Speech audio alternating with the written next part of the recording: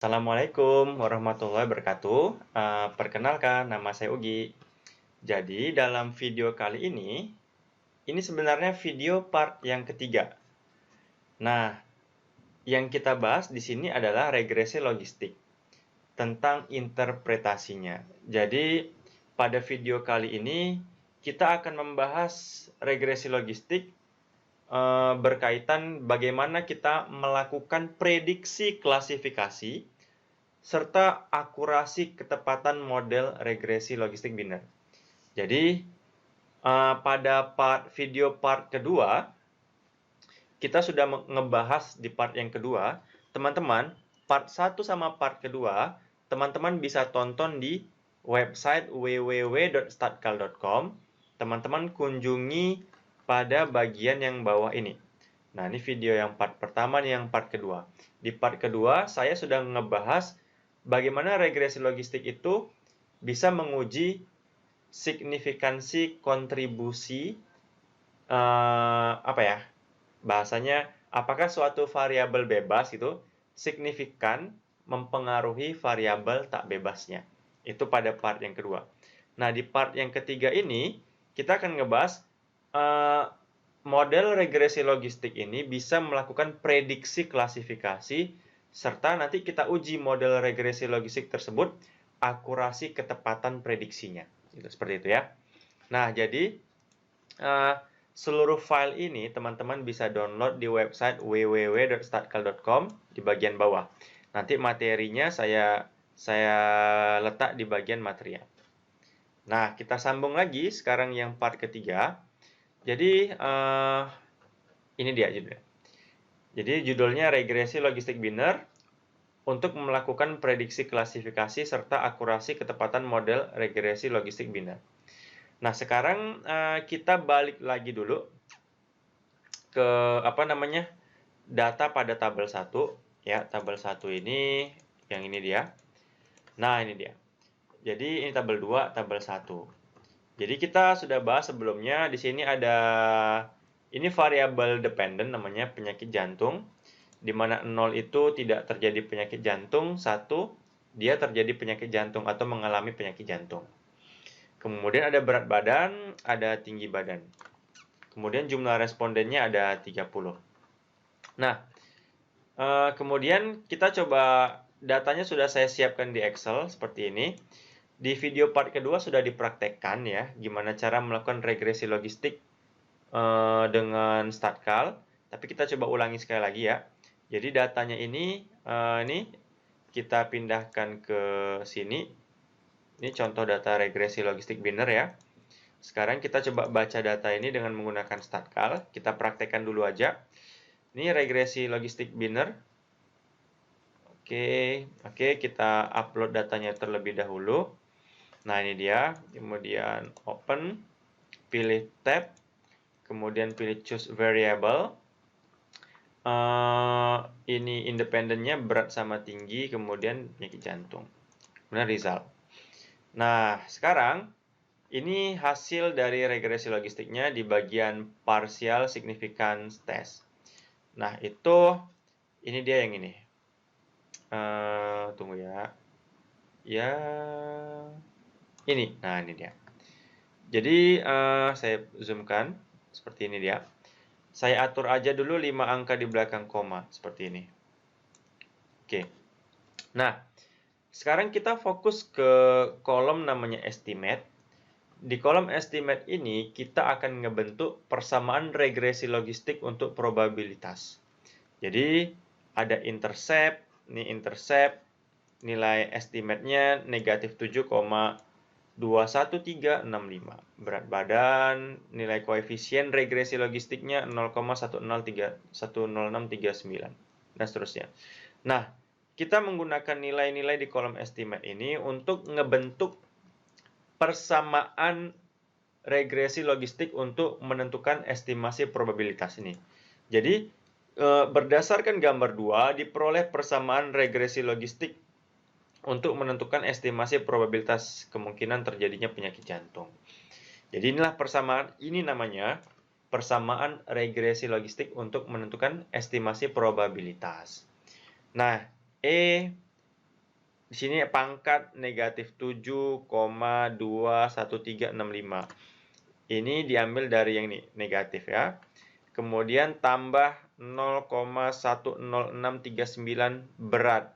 Itu diambil dari yang ini, berat. Kemudian tambah 0,00222 tinggi. Itu diambil yang ini. Oke, kemudian baru dibagi 1 tambah, sama juga seperti ini. Ini namanya persamaan regresi logistik untuk menentukan estimasi probabilitas. Bahan bacaan saya, sebenarnya teman-teman bisa baca namanya Discovering Statistics Using SPSS. Ini bagus nih. Ada ngebahas tentang regresi logistik. Keren bahasannya. Saya baca dari sini juga. Satu lagi saya baca dari sini. Statistical Method for the Social Science. Ini bagus nih. Ada bab yang ngebahas tentang regresi logistik juga di sini. Mana ya? Kita cek dulu. Dia ada di sini. Logistic regression. Kita search aja. Logistik. Nah, ini kan. Kemudian kita search. Hop. Nah, bab 15 rupanya. Kita cari dulu. Nah, ini dia. Ini kan. Jadi bisa dibaca di sini. Tunggu ya. Tentang ini bab 14 belum. Kita next. Nah, ini dia. Ini untuk ngebahas tentang regresi logistik di sini. Nah, ini. Jadi, ini dia. Ini namanya, ini kan. Ini merupakan persamaan regresi logistik untuk menentukan probabilitas sukses seperti itu dia. Nah, ini dia. Nah, dengan menggunakan persamaan regresi logistik ini untuk menentukan probabilitas, kita bisa memprediksi apakah seseorang itu diprediksi bakal masuk ke kelompok tidak terkena penyakit jantung atau terkena penyakit jantung. Nah, itu dengan menggunakan persamaan regresi logistik probabilitas ini. Nah, sekarang gimana cara menentukannya? Oke, sabar. Jadi, sekarang berdasarkan persamaan regresi logistik probabilitas di atas ini akan dilakukan prediksi apakah seseorang diprediksi akan masuk ke dalam kelompok tidak mengalami kejadian penyakit jantung atau masuk ke dalam kelompok mengalami kejadian penyakit jantung. Oke dia. Jadi kita mencoba memprediksi orang ini bakal diprediksi masuk ke dalam kelompok penyakit jantung atau enggak.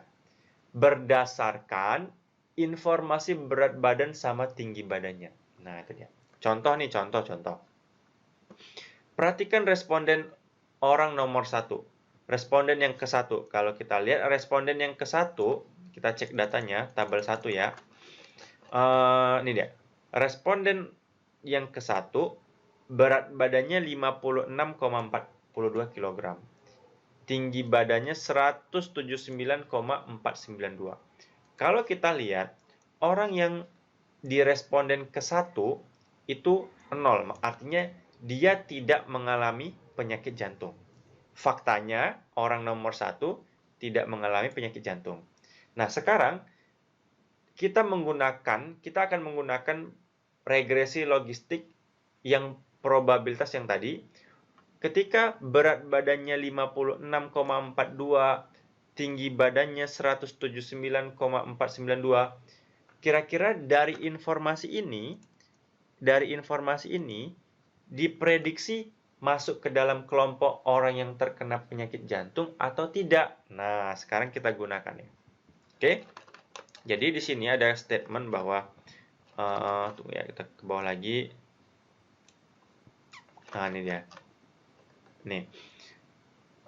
Perhatikan responden ke-1. Diketahui berat badannya tadi 56,42, sementara tinggi badannya 179,492. Berikut akan dihitung estimasi probabilitas responden ke-1 mengalami penyakit jantung. Oke, jadi saya sudah siapkan seperti ini perhitungannya ya. Jadi, ini saya hapus saja. Oke, gitu ya. Nah, jadi ini nilainya. Ini kan negatif 7,214. Ini namanya konstanta misalkan. Oke, atau intercept. Itu diperoleh dari yang mana? Dari yang ini tadi. Nih, min 7, kita ambil ya, min 7,21365.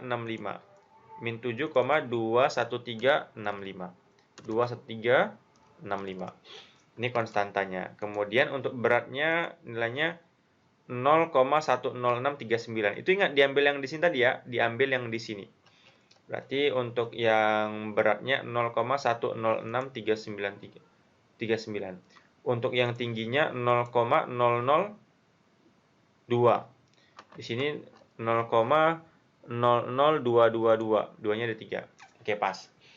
Nah, kemudian ini ada orang tadi ya. Ini orang nomor 1 tadi ya. Ini orang nomor 1. Jadi orang nomor 1. Jadi orang ke 1 itu tadi dia punya contohnya orang nomor 1 tadi punya berat badan berapa? Orang nomor 1 punya berat badan 56,42. 56,42. Yang kedua tinggi badannya 179,492. 179.492. Pertama, dalam persamaan regresi logistik probabilitas, dia ada ini bagian atas, ini bagian bawah, ya. Kita mau menghitung yang bagian atas dulu. E ini eksponensial. Gimana cara ngitung bagian atas? Ya, jadi tinggal kita masukkan. Ini kan ada berat, tinggal kita substitusikan. Ini beratnya 56,42, tingginya 179,492. Kemudian yang di bawah 1 tambah, tinggal dimasukin beratnya berapa. Ini setelah dihitung dapatlah 0,307. Seperti itu dia. Gimana sih cara ngitungnya? Oke, memang agak ribet sih, tapi nggak apa. Jadi kita menghitung di sini atas, ini bawah. Jadi saya ingin menghitung sisi atasnya dulu. Yang ini. Gitu ya. Berarti kita mulai hitung dengan menggunakan Excel. Sama dengan eksponensial, gitu kan. Konstantanya tambah koefisien, konstantanya bukan yang ini. Konstantanya itu yang ini. Ya, ini. Tambah.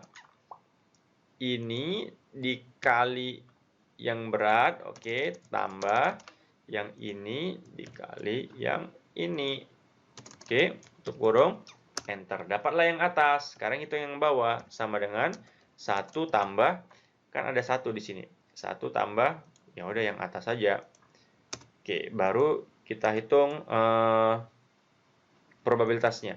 Jadi probabilitasnya itu sama dengan yang atas dibagi yang bawah. Dapatlah dia 0,307. Jadi, apa sih artinya nilai probabilitas ini? Artinya, responden ke 1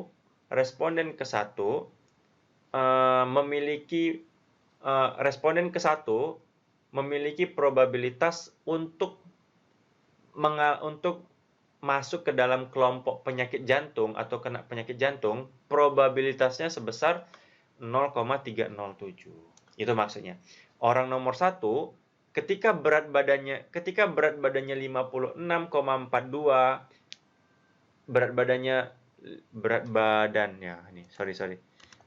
ketika orang nomor 1 berat badannya 56,42, tinggi badannya 179,492, itu kan, diprediksi memiliki probabilitas untuk kena penyakit jantung atau mengalami penyakit jantung, probabilitasnya 0,307.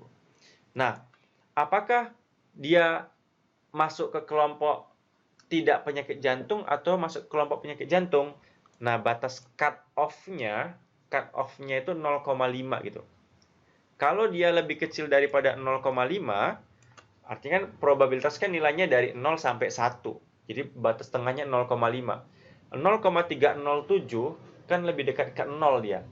Ya. Jadi orang nomor 1 diprediksi masuk ke dalam kelompok tidak terkena penyakit jantung. Itu dia. Ya, maka oleh karena nilai probabilitasnya lebih kecil daripada 0,5, maka responden tersebut diprediksi masuk ke dalam kelompok tidak mengalami penyakit jantung. Faktanya, responden tersebut juga tidak mengalami penyakit jantung. Seperti itu dia. Ya, kita lihat orang nomor 1 kan nggak kena penyakit jantung. Mana ya, kita cek. Orang nomor 1.